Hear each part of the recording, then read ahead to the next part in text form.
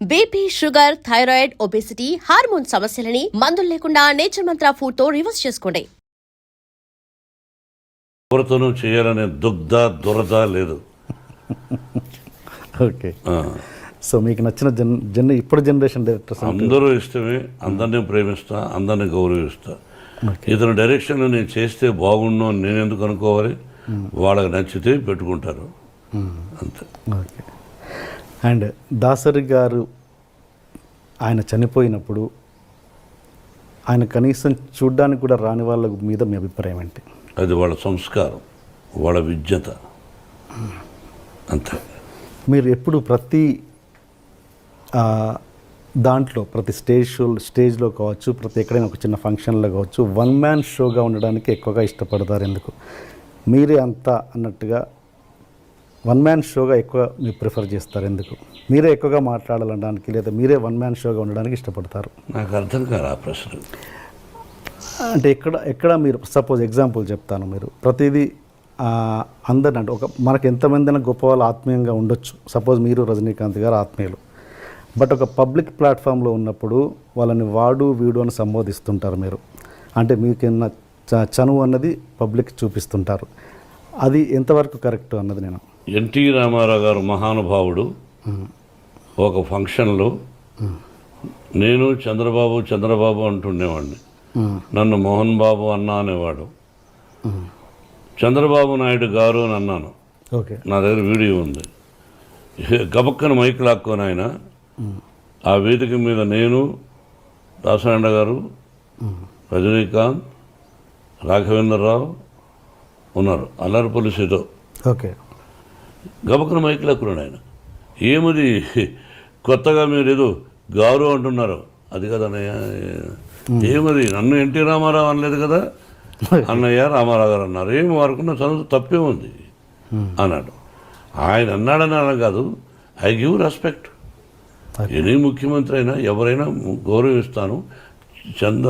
చంద్రబాబుని వాడు అని సంబోధించనే తప్పది. చంద్రబాబుని సంబోధిస్తారు. రజనీకాంత్కు నాకు ఇంకో అమరీష్ అని మేమంతా స్నేహితులు కాబట్టి సహజంగా అది తప్పు అని అనడానికి మీరెవరు? వాడికి నాకు ఇష్టమైనప్పుడు, మా ఇద్దరికి ఇష్టమైనప్పుడు మీరెవరు? అసభ్య పదజాలం వాడినప్పుడు తప్పు.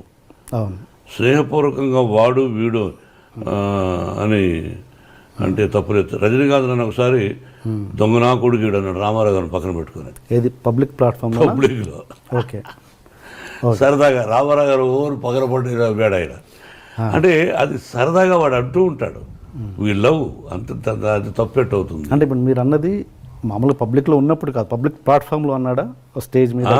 మేము ఫంక్షన్ చేస్తుంటే ఓకే సరదాగా అన్నాడు. నేను అది మర్చిపోయాం. మీరు అడుగుతున్నారు కానీ మేము ఆత్మీయులు సరదాగా మాట్లాడుకుంటూ ఉంటాం. ఓకే. ఓకే. అంటే ఇప్పుడు మీకు గురువు గారైన దాసరి గారు కూడా మిమ్మల్ని నాకు తెలిసి స్టేజ్ మీద ఎప్పుడు వాడు వీడు అని సంబోధించలేదు ఆయన. ఒక సందర్భంలో ఎప్పుడైనా మోహన అని దాన్నే ఉంది. అలా ఆయన ఒరే అంటే సంతోషం నాకు. ఓకే. అంటే నేను మాట్లాడేది ఏంటంటే రాఘవేంద్ర గారు నన్ను సోదర అంటాడు. అదే టాపిక్ వదిలేవాడిని కొంచెం. ఓకే. ఓకే. ఓకే. అది ఇంకొకటి డైరెక్టర్స్ విషయానికి వస్తే రామ్ గోపాల్ వర్మ గారు, ఆయన ఎవరి మాట వినడు, మీరు అదే పరిస్థితి. ఇద్దరు కలిసి ఎలా ట్యూన్ అయ్యారు ఒక ప్రాజెక్ట్ రౌడీకి? రామ్ గోపాల్ వర్మ గారు ఎవరి మాట వినడనే సంగతి మీరు వాపసు తీసుకోండి అని ఎలా అనుకుంటారు? ఎవరి మాట వినడు. ఓకే. నేను కూడా ఎవరి మాట విన్నాను ఎట్లా అనుకుంటారు? వినదగు ఎవరు చెప్పిన రామ్ గోపాల్ వర్మ మదరు, సిస్టరు, వాళ్ళ నాన్నగారు, ఆ ఫ్యామిలీ నాకు బాగా ఇష్టం. నాకు సన్నిహితుడు ఆయన కుమారుడు. రామ్ గోపాల్ వర్మ డైరెక్షన్లో మేము రౌడీ చేసాం. We are successful. మేము పెట్టిన డబ్బు మాకు వచ్చింది. విపరీతమైన లాభాలు వచ్చినప్పుడు ఓహో అంటారు.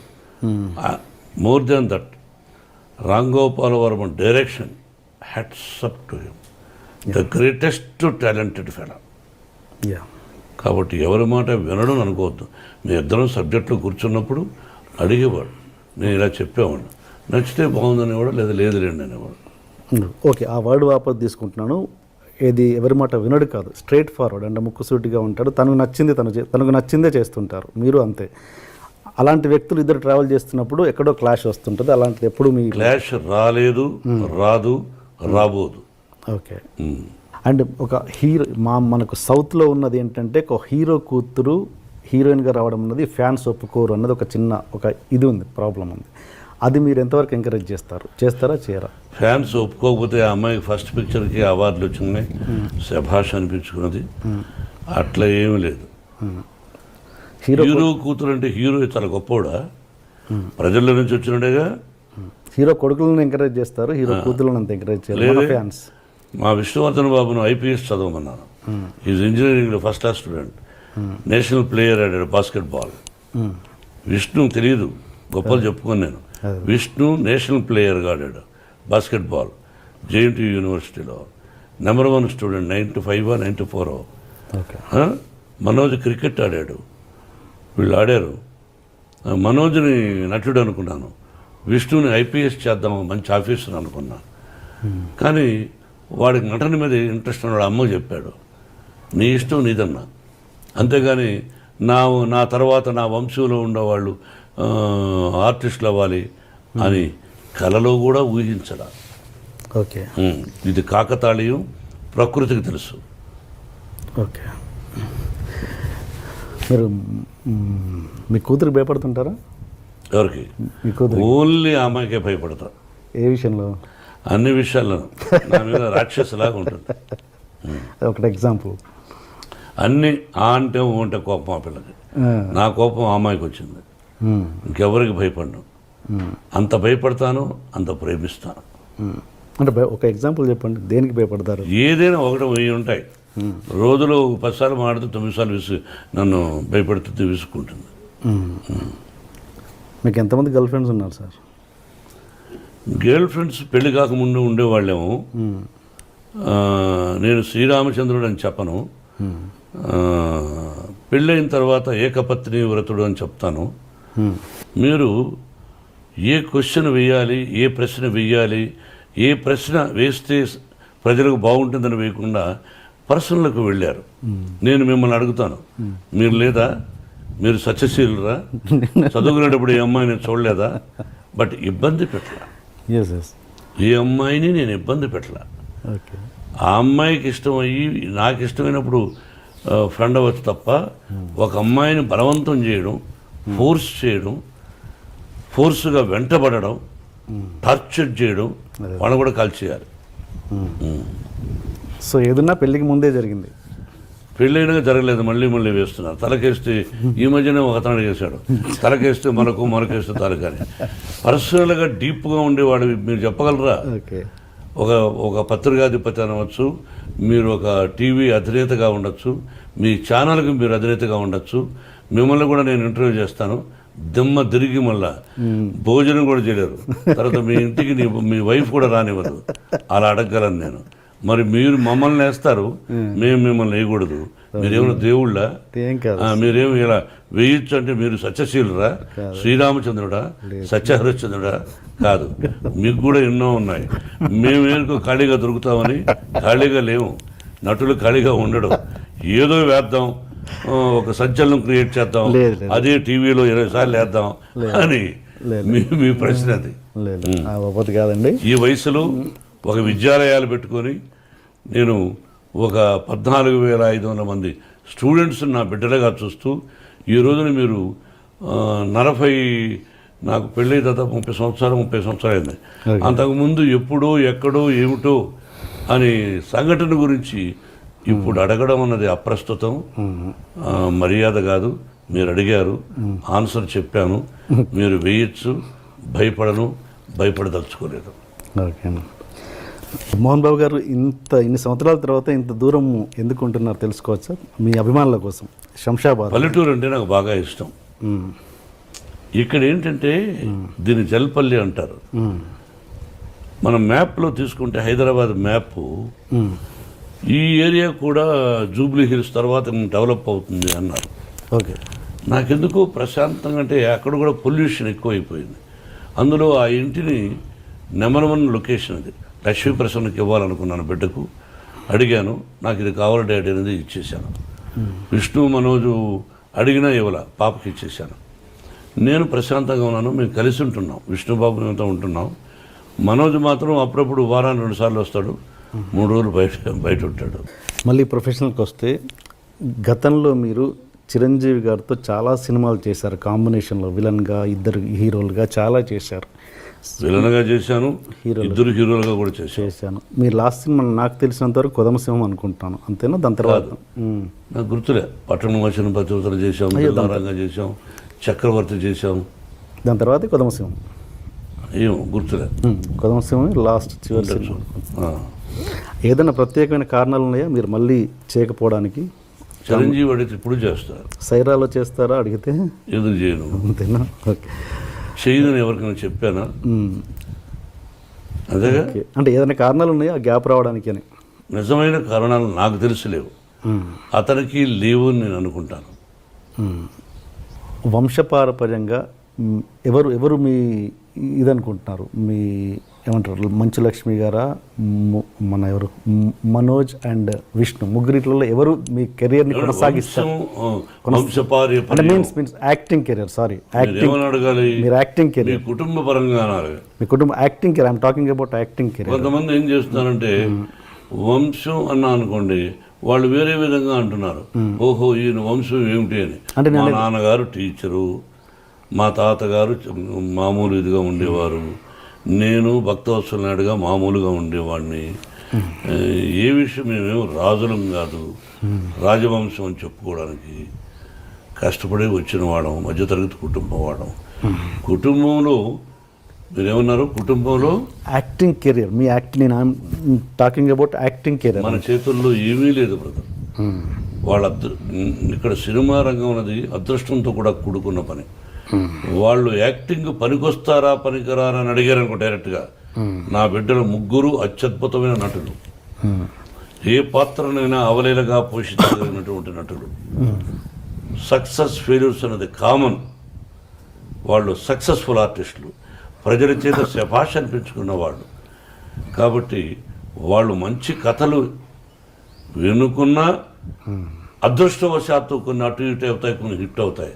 It is not in our hands. I wish ముగ్గురు ఈ రంగంలో రాణించాలని, ఇదే రంగంతో పాటు ఇంకేదైనా వ్యాపారం చేసుకోవాలని కోరుకుంటున్నాను. మీరు మంచులక్ష్మి గారు కలిసి యాక్ట్ చేసే సందర్భం ఇప్పుడు రావచ్చా? మీరు కథ తీసుకురండి, చేస్తాను. అలాంటి ఉద్దేశాలు చెప్పారుగా, మంచి కథ తండ్రి చేస్తాను. ఆ అమ్మాయికి ఒక పొగరుంది, నా ముందు నేను చాలా గొప్ప నటిని. నాకు ఇంకా అహంకారమా పొగర రకరకాలుగా ఉంది. నా ఎదురుగా ఎవరిని యాక్ట్ చేస్తే వాళ్ళకంటే నేను శభాష్ అనిపించుకోవాలి, నేను శభాష్ అనిపించుకోవాలి సినిమా చూసి అనే పొగరు నాకు ఉంది. సినిమా ఎవరైనా కథ తయారు చేసుకోవడం చేద్దాం. ఆ అమ్మాయిని ఏ సీన్లో కనిపించడం కూడా చేస్తాను. ఓకే ఓకే, నటుడుగా. అండ్ ఇంకా మీరు ఈ కమర్షియల్ ఎలిమెంట్స్ పక్కన పెట్టి, లైక్ మీరు బాలీవుడ్లో దంగల్ లాంటి సినిమాలు, అలాంటి సినిమా దంగల్ అమీర్ ఖాన్ చేశాడే దంగల్, అంటే అమ్మాయితో అమ్మాయిలు కుస్తీ అలాంటి, అంటే ఎలాంటి కమర్షియల్ ఎలిమెంట్స్ లేకుండా, ఈ పాటలు ఫైట్లు ఇలాంటివి లేకుండా మీలాంటి నటులే చేయగలరు కదా, అద్భుతమైన నటన. అలాంటివి ఎందుకు చేయలేకపోతున్నారు మన హీరోలు? తీయాలని మన హీరో ఇతరుల గురించి నేను మాట్లాడాను. నేను తీయాలని కోరుకుంది. ఈ మధ్య నాకు 2-3 ఫెయిల్యూర్స్ వచ్చాయి, అందుకని డబ్బు పోగొట్టుకున్నాను. ఇప్పుడు ఈ సినిమా గాయత్రి హిట్ అయింది అనుకోండి, ఆ టైప్ ఆఫ్ కథ ఎవరైనా తెచ్చారనుకోండి, అది ప్రాక్టికల్. కొంతమంది ధైర్యం చేస్తారు, నేను కొన్ని సినిమాలు ధైర్యం చేశాను. మీకు అర్థమైందా? కాబట్టి ధైర్యే సాహసే లక్ష్మి అంటే ఇక్కడ లక్ష్మి ఉండాలి. ధైర్యే సాహసే లక్ష్మి అన్నారు, అంటే లక్ష్మి ఉంటేనే ధైర్యం వస్తుంది. అదే నీకు అర్థం కదా? అటువంటి చేయడానికి నాకు అభ్యంతరం లేదు. అండ్ ఇంకొకటి, ఇప్పుడు అవార్డ్స్ అన్నవి డివైడ్ అయ్యాయి తెలంగాణ ఆంధ్రాకి, అది ఎంతవరకు కరెక్ట్? 2 రాష్ట్రాలు విడిపోయినప్పుడు 2 రాష్ట్రాల ముఖ్యమంత్రులు అలా డివైడ్గా పెట్టుకోవడంలో తప్పు లేదు, తప్పే కాదు అది. తెలంగాణ రాష్ట్రానికి ఒక అవార్డు అని, వాళ్ళకు ఒక సింబల్ అని, ఆంధ్ర రాష్ట్రానికి ఒక సింబల్ అని అలా పెట్టుకొని చేసుకుంటే అది తప్పు కాదు. బట్ అందులో తెలంగాణ వాళ్ళే ఉండాలనా, ఇందులో ఆంధ్ర వాళ్ళే ఉండాలనా, లేదా మొత్తం కళకి డివైడ్ చేసి ఇస్తారని అర్థం? అది వాళ్ళ ఇష్టం, అది ముఖ్యమంత్రుల ఇష్టం. అది మిక్స్డ్ చేసినప్పుడు రెండు ఎందుకన్నది అది ముఖ్యమంత్రులను అడగాలి అలా జరిగినప్పుడు. Okay sir. And Chandrababu Naidu గారి గురించి ఒక కొత్త విషయం తెలిసింది. మీరు ఒక ఫంక్షన్లో ఏదో చంద్రబాబు నాయుడు గారితో డాన్స్ చేయించారంటే అది ఇప్పటికీ వీడియో ఎక్కడా లీక్ లేదు. ఇది చేయించారా? అది ఎవరిదో నిశ్చయితాంబరం. అప్పుడు అందరూ డ్యాన్స్ చేస్తున్నారు, ఎవరితో గుర్తులే. అన్నయ్య గారి కుటుంబంలోనే చంద్రబాబు దూరం నిలబడి చంద్రబాబు రా అని చెప్పి పిలిచి మైక్లో వచ్చి డ్యాన్స్ చేయవా అని చెప్పి చేయించాను. అది మీ దగ్గర ఉందా వీడియో? నా దగ్గర లేదు. ఓకే. ఒకవేళ ఉన్నా నేను అది ప్రదర్శించకూడదు, నా దగ్గర లేదు. ఓకే.